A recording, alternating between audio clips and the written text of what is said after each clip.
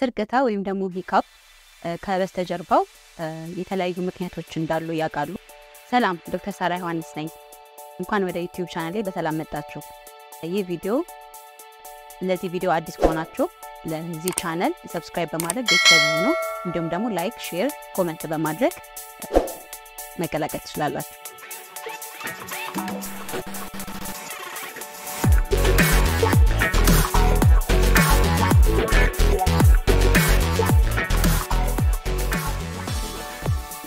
ስርቅታ ወይም ደግሞ ሂካፕ አብዛኞቻችን የሚገጥመን የጤና ጉዳይ ነው።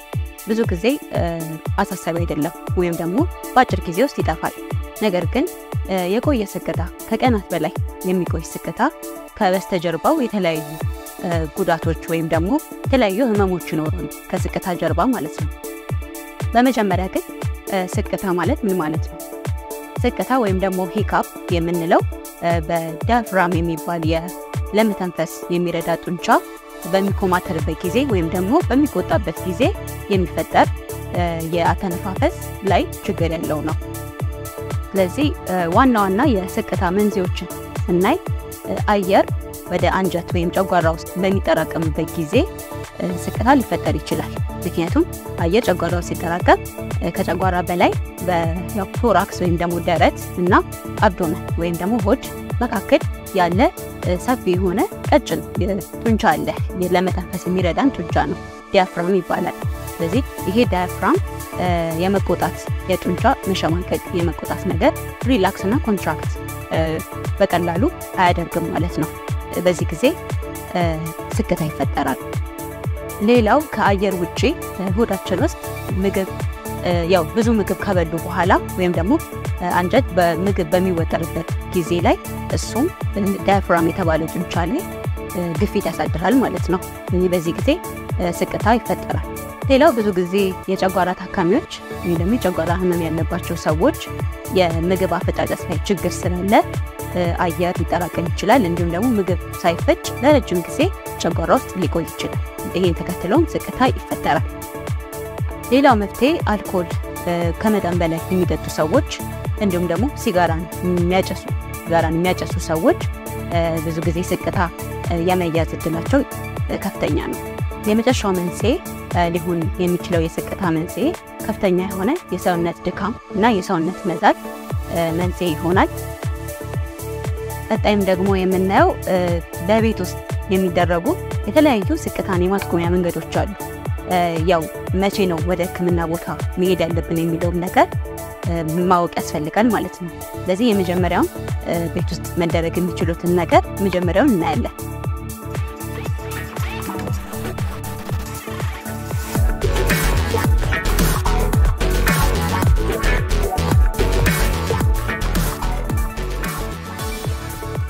ስለዚህ የመጀመሪያው የስርቅታ መፍትሄ ሎሚ መምጠጥ እና ደግሞ ቀዝቃዛ ውሃ መጠጣት አንዱ መፍትሄ ሆኖ ይቆጠራል። ምክንያቱም ሎሚ አሲዲክ ነው፣ የምግብ መፈጨት ሂደትን ያፋጥናል።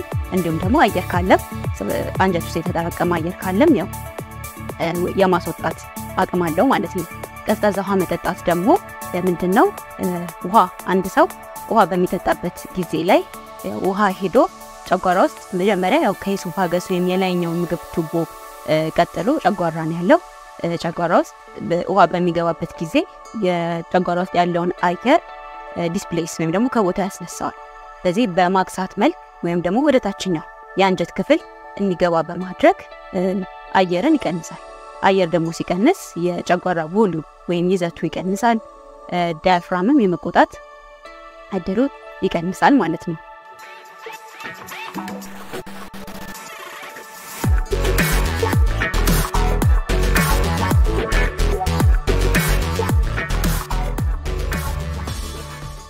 ሁለተኛው ለስርቅታ የሚደረግ መፍትሄ ምንድነው? በወረቀት ውስጥ ወይም ደግሞ ፊኛ ሊሆን ይችላል ወይም ከረጢት ሊሆን ይችላል በሱ ውስጥ መተንፈስ ነው ማለት ነው። ስለዚህ በሱ ውስጥ ሬጉላርሊ ፊኛን ይዞ ወይም ወረቀት ከረጢት ውስጥ መተንፈስ ዳያፍራም ዋናው የመተንፈሻ ጡንቻ ነው። ስለዚህ የዳያፍራም መቆጣትና የዳያፍራም መኮማተርን እያላላ ይመጣል ማለት ነው። ስለዚህ እሱም አንዱ መንገድ ነው የሚሆነው። ከዛም ደግሞ የስኳርን መቃም እንዲሁም ደግሞ ማስቲካ ማኘክ ሌላው መፍትሄ ነው። ማስቲካ በሚታኝበት ጊዜ ወይ ደግሞ ማንኛውም አፍ ውስጥ የሚደረጉ ያው ምግቦች ማኘክ ሊሆን ይችላል፣ ስኳር መቀማው እንዳልኩ ሊሆን ይችላል። የታችኛውን አንጀት የጨጓራን ወይም ደግሞ የአንጀትን የመፈጨት ስርዓት ያፋጥናል ማለት ነው። የተለያዩ ዳይጀስቲቭ ኢንዛይምስ ወይም ምግብ የሚፈጩትን ኢንዛይሞች ኬሚካሎች ይለቀቃሉ። በዚህ ጊዜ ያለው ምግብ ወይም ደግሞ አየር ያው ዳይጀስትድ ሆኖ አየር ይወጣል። ምግብ ደግሞ ዳይጀስትድ ሆኖ ወደ ታችኛው አንጀት ይተላለፋል ማለት ነው። ከዚያም ደግሞ አብዛኞቻችሁ ልታውቁ ትችላላችሁ፣ ጆሮን በመድፈን በስትሮ መጠጣት። በስትሮ ወይም ደግሞ በመጠጫ ቀጭን ሆነች በቱቦ ውሃ መጠጣት ወይም ማንኛውም ነገር መጠጣት ጆሮን ደፍኖ ግፊትን ያስተካክላል።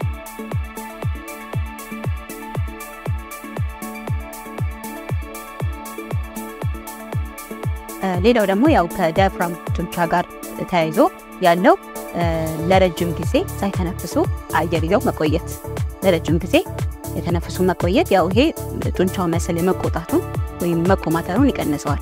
እንደዛ ማድረግ ይችላሉ።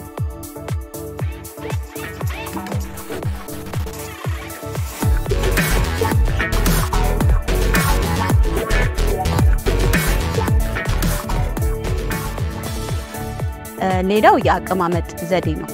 ጉልበታችንን ፊት ለፊት በማምጣት ደረት ላይ አንድ ሰው ቁጭ ካለ በኋላ እግሩን በማጠፍ ጉልበትን ደረት ጋር በማምጣት መቀመጥ ማለት ነው። ስለዚህ ይሄኛው ያው ፖዚሽናል ቼንጅ ወይም የአቀማመጥ ለውጥ ሲኖር ያተነፋፈስ ለውጥም ይኖራል። ሌላውና የመጨረሻው መንገድ ደግሞ ዝቅታን ለማስቆም ለብ ባለ ውሃ በተነከረ ንጹህ ጨርቅ ሊሆን ይችላል ወይም ደግሞ ወተት ሊሆን ይችላል ላንቃችንን ወይም ደግሞ ጉሮሯችንን ማጽዳት ይቻላል ማለት ነው። ብዙ ጊዜ ያው የሳይነስ ችግር ጉሮሮ ላይ የተለያዩ ችግሮች ካሉ ያው ስቅታ ለረጅም ጊዜ እንዲቆይ ያደርጋሉ። በቀጣይ ደግሞ የምናየው ምንድነው ከስቅታ ቋሚ ከአንድ ቀን በላይ ከሁለት ቀን በላይ ለሚቆይ ስቅታ ከበስተጀርባ ያሉ ጉዳት ያላቸው ምክንያቶች ምንድናቸው የሚለውን ነገር እናያለን።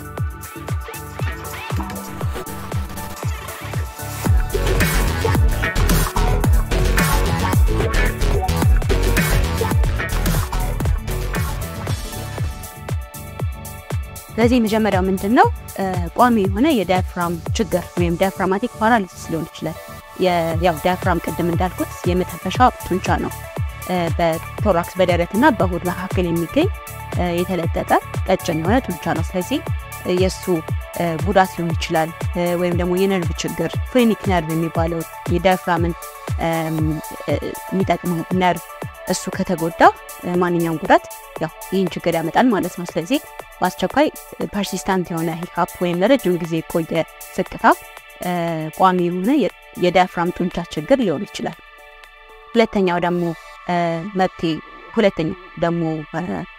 ምክንያት ሊሆን የሚችለው አሳሳቢ ምክንያት ማንኛውም ቅድም እንዳልኩት ከጉሮሮ ጀምሮ እስከ ጨጓራ ድረስ ወይም አንገት ውስጥ ያሉ ማንኛውም ችግሮች የተለያዩ እጢዎች ሊሆኑ ይችላሉ ወይም ደግሞ የንፍፊት እብጠቶች ሊሆኑ ይችላሉ። ውስጥ ያሉ ችግሮች የጉሮሮ የላንቃ ችግሮች ስቅታን ቋሚ እንዲሆኑ ያደርጉታል።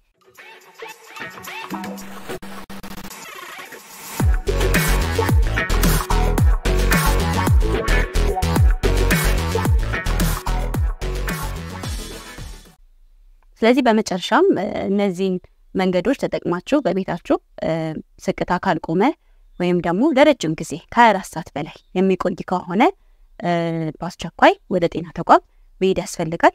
የተለያዩ መድኃኒቶች ሊሰጡ ይችላሉ። እንዲሁም ደግሞ የስቅታው ምክንያት ተለይቶ ታውቆ ምክንያቱ ትሪት መደረግ ወይም ደግሞ መታከም አለበት። የተለያዩ መድኃኒቶች አሉ ቅድም እንዳልኳችሁ በሐኪማችሁ የሚታዘዙ እና ደግሞ ችግር ካለም የጉሮሮ ችግር ካለም ሌሎች ምልክቶች ይኖራሉ። ከበስተጀርባ ያሉት እነዚህ አሳሳቢ የሆኑት ያው እጢዎች ወይም ደግሞ ወደ ካንሰር መቀየር የሚችሉ የጉሮሮ ካንሰር ሊሆን ይችላል። የጉሮሮ እጢ ማንኛውም ከአንገት ጀምሮ እስከ ጨጓራ ያሉ ችግሮች ያመጣሉ። ስለዚህ እነዚህ ነገሮች ተመርምረው ይታወቃሉ። መታከም አስፈላጊውን ሕክምና ማግኘት አለባቸው። ከዛም ቀጥሎ ደግሞ ያው ክትትልን አለማቋረጥ ነው ማለት ነው። ስለዚህ ያው ለዛሬ ያቀረብኩላችሁ ቤት ውስጥ የሚደረጉ ለስቅታ የሚደረጉ መፍትሄዎችን ነው። በሚቀጥለው ቪዲዮ እስክንገናኝ መልካም ቆይታ። ዶክተር ሳራ ዮሐንስ ነኝ፣ ፋሚሊ ዶክተር። አዲስ ለሆናችሁ ሰብስክራይብ ማድረግ ትችላላችሁ። ማንኛውም ጥያቄ ወይም ደግሞ አስተያየት ካላችሁ ኮሜንት ላይ አስቀምጡልኝ በሚቀጥለው ቪዲዮ እስክንገናኝ መልካም ቆይታ